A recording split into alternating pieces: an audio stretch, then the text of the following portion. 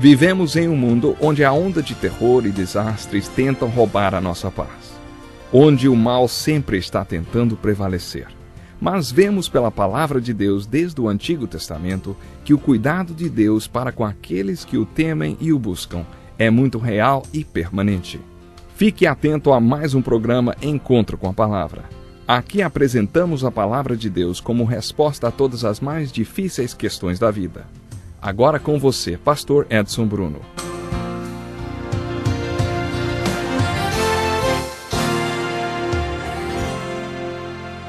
Bem-vindo a mais um Encontro com a Palavra. Esse programa faz parte de uma série de estudos de todos os livros da Bíblia.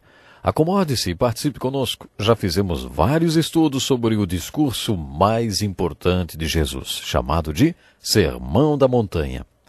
No final do capítulo 5 de Mateus, Jesus dá alguns ensinamentos que só podem ser postos em prática se houver o carisma do Espírito Santo. Finalizamos o último programa falando sobre a graça que a igreja primitiva recebeu para que pudesse ter esse diferencial. Existe um conceito no Novo Testamento de que nós recebemos a graça para obedecer os ensinamentos bíblicos e sermos diferentes das pessoas desse mundo. Um grande amigo meu foi missionário no norte da África durante 5 anos.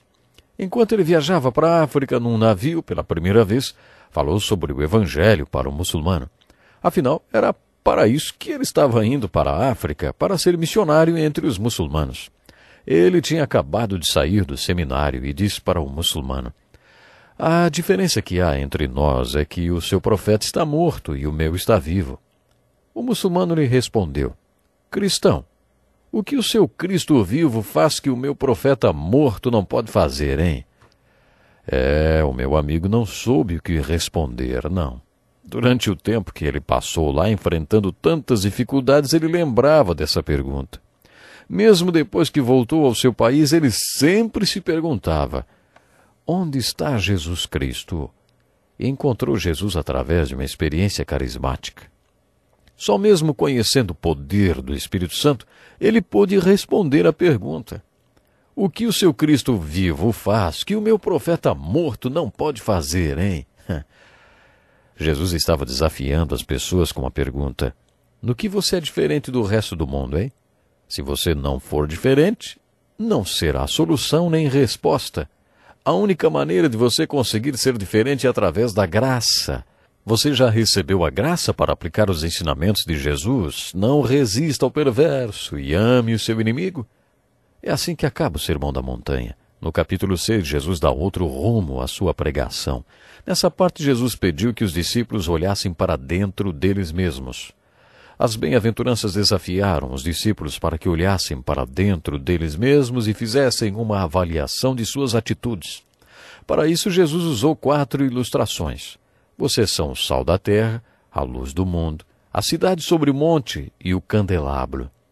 Mas nessa parte do sermão, Jesus está encorajando os discípulos a olharem ao redor. Você já enxergou o problema das pessoas? Algumas pessoas nunca param para olhar ao redor.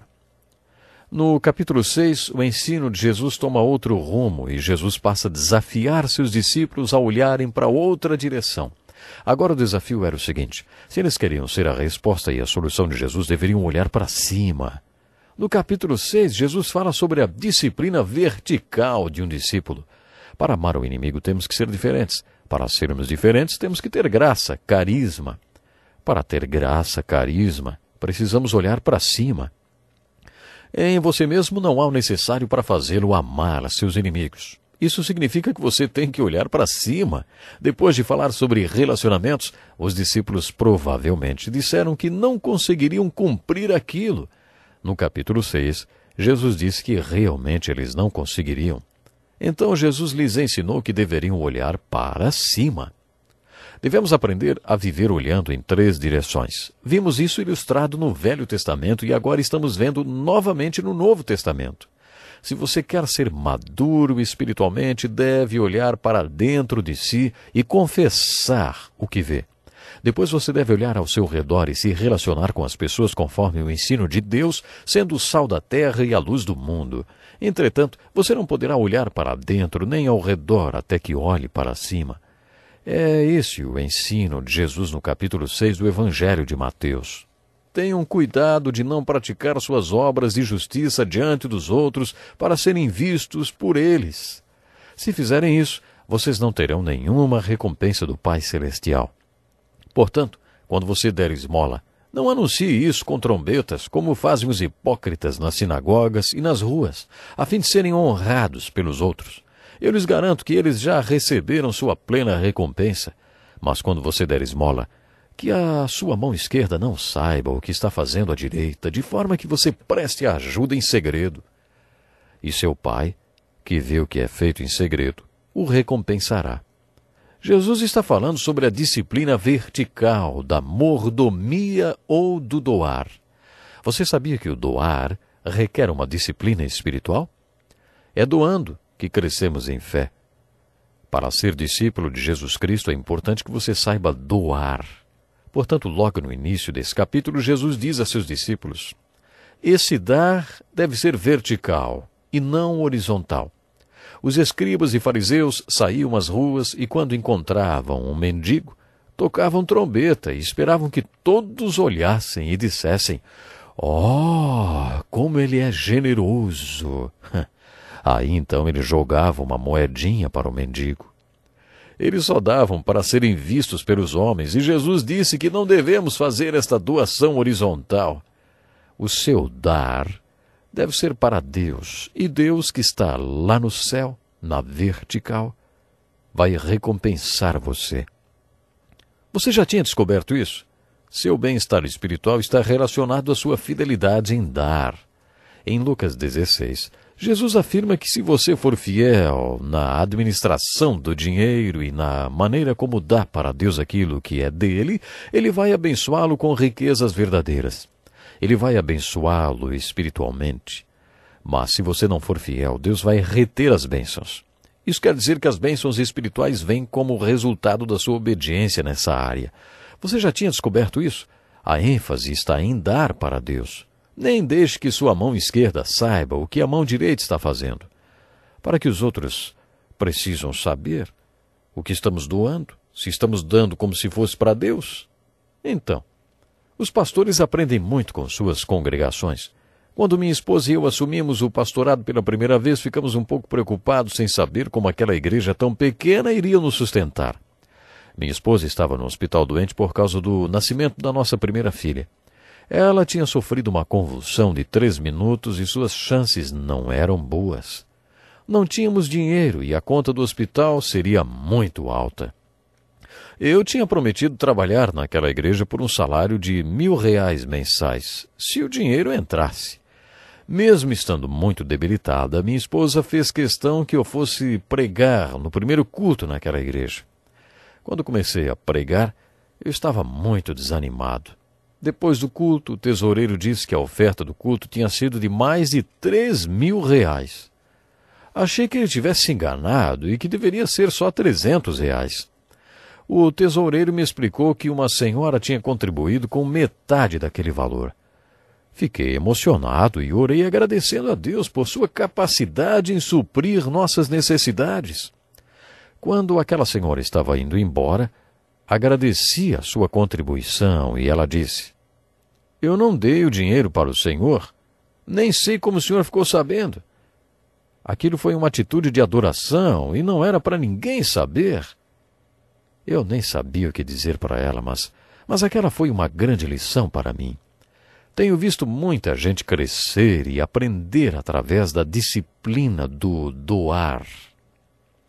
Em outra ocasião, estávamos fazendo uma campanha para a construção de um pequeno templo e um pai de família muito simples bateu à porta da nossa casa num sábado à noite.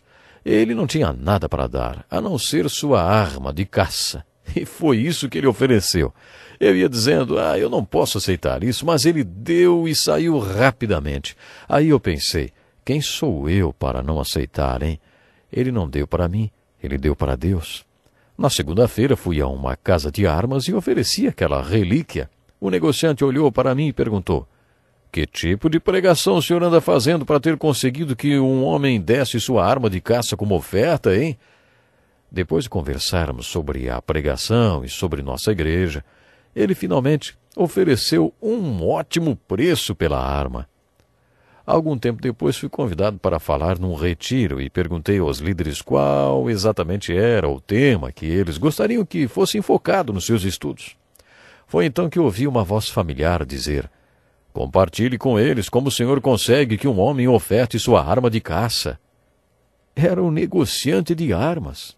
Ele era um dos líderes da igreja presbiteriana. A igreja estava passando por sérios problemas. Eles queriam sair do bairro onde estavam e ir para outro, mas a comunidade estava fazendo pressão para que eles ficassem, pois a mudança da igreja levaria a uma queda no mercado imobiliário da área. Mas os líderes da igreja não queriam ficar. Como resultado daquele retiro e por causa da unção do Espírito Santo nas pregações, os líderes decidiram deslocar a igreja para outro local. Hoje, essa igreja exerce um ministério muito frutífero em outro bairro. Sinceramente, creio que hoje esse bairro tem uma igreja forte porque Deus pôde usar aquele homem simples, sua oferta e sua arma de caça para construir igrejas. Qual é a aplicação para a sua vida desse ensinamento, hein? Você já deu uma arma de caça como oferta? Todo mundo sempre tem alguma coisa a qual dá valor, não é? O Velho Testamento nos fala sobre o dízimo, sobre a primeira 10ª ofertada a Deus. Mas, se você for um milionário, 10% do que você ganha não representa muito para você. No Velho Testamento aprendemos sobre as ofertas que eram feitas além do dízimo. Talvez um milionário também dê ofertas, e mesmo assim nem sinta diferença no seu bolso. O Velho Testamento ensina que o povo fazia sacrifícios.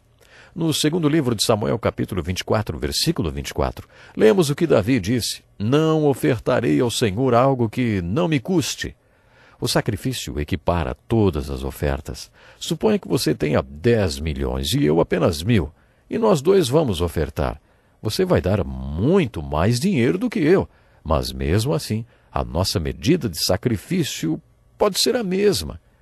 Será aquela nossa arma de caça, aquela relíquia que gostamos muito. Um homem como aquele que ofertou sua arma de caça, tão preciosa para ele, cresceu muito espiritualmente. Deus abençoa e multiplica os resultados e o doador cresce espiritualmente. Você já viu esse princípio de mordomia em prática na sua vida? Essa mordomia é uma disciplina espiritual através da qual provamos a presença de Deus. O seu Pai Celestial está lá para recompensá-lo quando você oferta a Ele e ninguém vê. Você já experimentou a presença de Deus dessa forma? É realmente maravilhoso. Eu vou finalizando hoje e não perca o próximo programa. Até lá. Que lição importantíssima. Obrigado, Pastor Edson Bruno. Prezado ouvinte, coloque em prática o que você ouviu aqui. Sem dúvida, sua vida será grandemente abençoada. Este é um estudo escrito pelo Dr. Dick Woodward, na voz do Pastor Edson Bruno. Escreva-nos e solicite o material. Nosso endereço é Encontro com a Palavra, Caixa Postal 2011, CEP 89201-970, Joinville, Santa Catarina. Até o nosso próximo Encontro com a Palavra.